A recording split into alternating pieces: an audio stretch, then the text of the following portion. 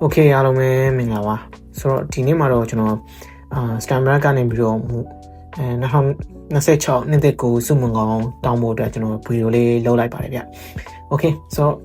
ကျွန်တော်တို့ဆိုတဲ့ကျွန်တော်ဆူတောင်းပေးနေတာပေါ့နော်2026မှာအားလုံးအတွက်ဆူတောင်းပေးနေတာတော့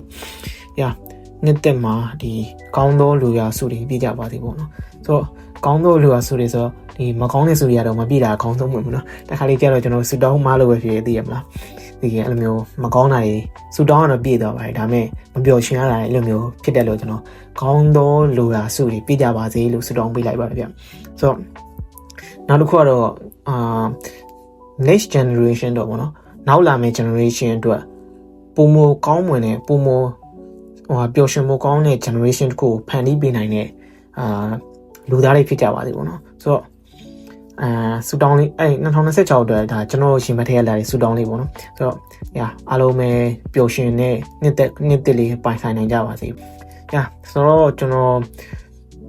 2025မှာကျွန်တော်ကြုံတွေ့ခဲ့ရတဲ့ဟာတွေကနေပြီးတော့သင်ခန်းစာရခဲ့တဲ့ဟာတွေကိုလည်းစကားလက်ဆောင်လေးပါလိုက်ခြင်းတယ်ပေါ့နော်sharing လုပ်ခြင်းတယ်ပေါ့ဆိုတော့ကျွန်တော်2025မှာရခဲ့တဲ့သင်ခန်းစာကနှစ်ခုရှိရပေါ့နော်အဲ့ဒါကိုရိပေါ့နော်အရင်တော့ဒီဟိုဟာတွေကအဲ့နှစ်ချက်ကတိတော့တိရဒါပေမဲ့ကိုရိကြုံလိုက်ရမှာတကယ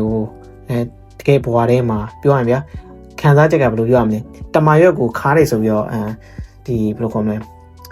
စာရိတင်ခဲ့ဘူးကနေတမာရွက်ကိုတကယ်ဝါးကြည့်လို့ခါတဲ့အရာ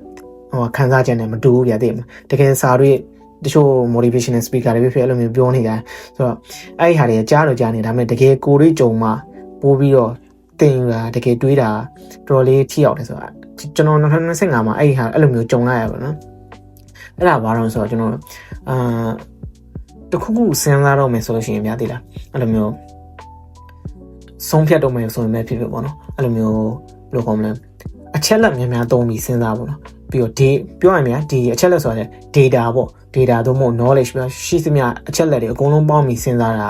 ကျွန်တော်တို့ဆုံးဖြတ်ချက်မှန်ကန်မှုအတွက်ဆုံးဖြတ်ချက်မမှားဖို့အတွက်ပေါ့နော်အသုံးဝင်နေပေါ့အချက်လက်မလုံလောက်ဘူးဆိုလို့ရှိရင်ဒီအားကြီးငါဒီလိုမှန်းဒီလိုမျိုးလုပ်ခဲ့တာပေါ့အချက်လက်မလုံလောက်လို့ပေါ့နော်ပြဿနာဒါပေမဲ့တခုရှိရတာသတိထားရမှာပေါ့နော်တခုကတော့အချက်လက်တွေအများကြီးဖြစ်ပြီးတော့ဒီစိတ်ခံစားချက်ကရှေ့ရောက်သွားမယ်ဆိုလို့ရှိရင်လေဒါလူကခိမြောက်တော့ပေါ့နော်အတွေးလွန်သွားတဲ့ပြဿနာပဲရောက်သွားဒါပေမဲ့စဉ်းစားတော့မယ်ဆိုလို့ရှိရင်တော့တခုခုဆုံးဖြတ်တော့မယ်ဆိုလို့ရှိရင်တော့အချက်လက်လုံလောက်နဲ့စဉ်းစားပြီးတော့ဆုံးဖြတ်ကြပါလို့ကျွန်တော်စကားလက်ဆောင်ပါလိုက်ချင်ပါတယ်ပေါ့နော်ဆိုတော့ဒါကတော့ပထမတစ်ချက်ပေါ့ကျွန်တော်ကြုံတွေ့ခဲ့ရတဲ့အတွေ့အကြုံလေးပေါ့ဒုတိယတစ်ချက်ကတော့ကျွန်တော်တို့တွေးတော့မယ်သို့မဟုတ်စဉ်းစားတော့မယ်ဆုံးဖြတ်တော့မယ်ဆိုလို့ရှိရင်ကျွန်တော်တို့စိတ်ခံစားချက်ကိုနောက်မှထားပြီးစဉ်းစားပါပါနော်ဆိုတော့စိတ်ခံစားချက်ကရှေ့ရောက်နေလို့ရှိရင်ကျွန်တော်တို့ခုနပြောခဲ့သလိုပဲဘလောက်ပဲ data တွေအများကြီးသုံးဘလောက်ပဲအချက်လက်တွေမှန်ဘလောက်ပဲသိထားဘလောက်ပဲ knowledge တွေရှိကျွန်တော်တို့စိတ်ခံစားချက်ကရှေ့ရောက်နေလို့ရှိရင်ဘယ်လိုပြောရမလဲဆုံးဖြတ်ချက်တွေမားတယ်အတွေးချောထွက်သွားတယ်ပေါ့နော်ဆုံးဖြတ်ချက်တွေလွဲတယ်အဲ့လိုမျိုးအလွဲတွေအများကြီးလုပ်တယ်ဥပမာထားပါတော့ကျွန်တော်တို့အရက်သမားတယောက်ကဘလောက်ပဲနေရာတစ်ခုမှာတစ်ဖက်ကန်းကတ်တက်တယ်ဗျအရက်သမားကတော့အရက်ကိုကြိုက်လို့အရက်ကိုပဲချီးကျူးနေမှာပဲချီးကျူးမှာပဲဗျာပြောတာဟုတ်ကျွန်တော်အရက်တောက်နေတဲ့သူတွေကိုဗလိန်းတာတော့ပေါ့ဒါဘယ်လိုပြောရမလဲလိုရာခီးကိုမရောက်တော့ဆိုရင်ဆိုတာမျိုးဖြစ်တတ်တယ်ဗျာဆိုတော့စိတ်ခံစားချက်ကိုကျွန်တော်ကပြောရမယ်ဆိုလို့ရှိရင်ဒုတိယနေရာသို့မဟုတ်အတက်နိုင်ဆုံးနောက်မှာထားဖို့အတွက်ကျွန်တော်အကြံပေးနေတာပေါ့နော်ဒါဘာလို့လဲဆိုတော့ကျွန်တော်လည်း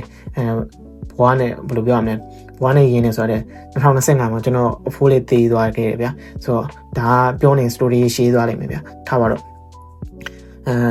့စိတ်ခံစားချက်ကိုနောက်မှထားလိုက်လို့ရှိရင်ကျွန်တော်တို့ဆုံးဖြတ်ချက်မှန်ကန်တာသို့မဟုတ်တွေးတာတွေကပိုးပြီးတော့လမ်းကြောင်းမှန်တာကိုတွေ့ရတယ် logical thinking ကပိုးပြီးအလုပ်လုပ်တာကိုတွေ့ရတယ်ပေါ့နော်ထားပါတော့ကျွန်တော်တို့ဥမာဆောင်းဝဲဖြည့်တဲ့ကျောင်းသား2ယောက်ရှိရပဲထားပါတော့ဥမာဆောင်းဝဲကြားတဲ့ကျောင်းသားကိုဒီစာရေးစာကုန်းရေးခိုင်းလိုက်တယ်ဆောင်းဝဲအောင်တဲ့သူကိုစာရေးစာကုန်းရေးခိုင်းလိုက်တယ်ဆိုတော့အဲ့အချိန်မှာသူတို့2ယောက်ရဲ့ဆောင်းဝဲဘယ်လိုပြောမလဲသူတို့2ယောက်ရေးလိုက်စာရေးစာကုန်းတွေကြည့်လိုက်တဲ့အခါမှာဥမာခေါင်းစဉ်ကဘာလို့ဆိုတော့ဆောင်းဝဲကြနေတဲ့ကျောင်းသားကိုအကြံဉာဏ်ပေးပါsorry ဆောင်းမွဲကြနေတဲ့ကိုအကြံပေးပါဆိုပြီးတော့ရေးခိုင်းတာပေါ့နော်ဆိုတော့တကယ်ဆောင်းမွဲကြနေတဲ့သူကရေးတဲ့စာရေးစာကုန်းနဲ့တကယ်ဆောင်းမွဲအောင်တဲ့သူရဲ့စာရေးစာကုန်းနဲ့ ရှင်းကြည့်လိုက်တဲ့အခါမှာဆောင်းမွေးကြတဲ့သူရဲ့မှာရေးတဲ့စာရေးစာကောင်တိတ်ပြီးအလုံးမဖြစ်တာကိုတွေ့ရတယ်ပေါ့နော်နောက်ပြီးတော့အဲ့လိုမျိုးចောင်းသားနောက်ထပ်လူတွေကိုလည်းထပ်ဆန်းသက်ကြည့်တဲ့အခါမှာဒီဆောင်းမွေးအောင်မှန်းကြာမှန်းမသိသေးတဲ့အခါမှာရေးတဲ့ဒီခေါင်းစဉ်ကတော့ဒီခေါင်းစဉ်ပဲပေါ့နော်ဆောင်းမွေးကြာမှန်းမသိတဲ့အခါမှာရေးတဲ့စာရေးစာကောင်နဲ့ဆောင်းမွေးကြတဲ့အခါမှာဆောင်းမွေးကြတာကိုတည်သွားပြီးတဲ့အခါမှာရေးတဲ့စာရေးစာကောင်နဲ့မတူတော့ဘူးပေါ့နော်ဆိုတော့ဒီဟာကိုကြည့်ချင်းအပြင်တိလာတဲ့ကွာဘယ်လိုမျိုးလုံးဆိုတော့ကျွန်တော်တို့စိတ်ကစားချက်ကပါသွားပြီဆိုလို့ရှိရင်ကျွန်တော်တို့တချို့နေရာတွေမှာကတိတ်ပြီးတော့အလုံးမဖြစ်တော့တာတွေဒီစဉ်းစားလို့ဦးနောက်ကတိတ်ပြီးတော့မစဉ်းစားနိုင်တော့တာတွေအဲ့လိုမျိုးတွေဖြစ်တတ်တယ်ပေါ့နော်ဆိုတော့အတက်နိုင်ဆုံးစိတ်ကစားချက်ကိုနောက်မှထားပါဒါကတော့ကျွန်တော်2025မှာရတဲ့သင်ခန်းစာလေးကို sharing လုပ်တဲ့သဘောပါကျွန်တော်လည်း motivational speaker မဟုတ်တော့တကယ်ရှင်းမပြတယ်ဟုတ်ဗျာထားပါတော့ဆိုတော့ဒါကတော့ကျွန်တော် sharing လုပ်တဲ့အပိုင်းလေးပေါ့ဆိုတော့အခုဒီဗီဒီယိုကြည့်နေတဲ့သူတို့မို့နားထောင်နေတဲ့သူတွေရောဒီ2025မှာဘယ်လိုသင်ခန်းစာတွေရခဲ့တယ်လဲပေါ့နော်ကျွန်တော်လည်းအဲ့လေးသိချင်တယ်သူများတွေရခဲ့တဲ့သင်ခန်းစာနေပြီးတော့တစ်စင်ပြန်ပြီးတော့ကိုယ်ကိုယ်တိုင်လည်းသင်ခန်းစာယူချင်တယ်ပေါ့နော်ဆိုတော့ sharing is caring ဆိုတဲ့အတိုင်းပဲ